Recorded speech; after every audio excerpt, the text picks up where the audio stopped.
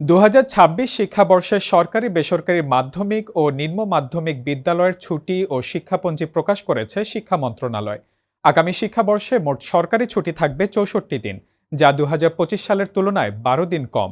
ছুটির মধ্যে সবচেয়ে বড় সময়কাল ৮ থেকে ২৬ মার্চ পর্যন্ত, যেখানে পবিত্র রমজান, শ্রী শ্রী হরিচাঁদ ঠাকুরের আবির্ভাব, শবে কদর, জুমাতুল বিদা, ঈদুল ফিতর এবং স্বাধীনতা ও জাতীয় দিবস উপলক্ষে ১৯ দিন ছুটি থাকবে।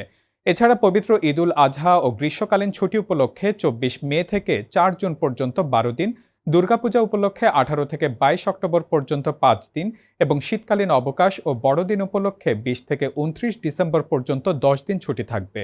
শিক্ষাপঞ্জি অনুযায়ী শিক্ষাবর্ষ চলবে ১ জানুয়ারি থেকে ৩১ ডিসেম্বর পর্যন্ত।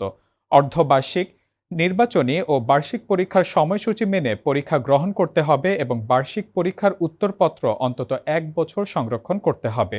বিজ্ঞপ্তিতে বিশেষভাবে উল্লেখ করা হয়েছে, কোনো সরকারি কর্মকর্তার পরিদর্শন বা সংবর্ধনার কারণে বিদ্যালয় বন্ধ রাখা যাবে না।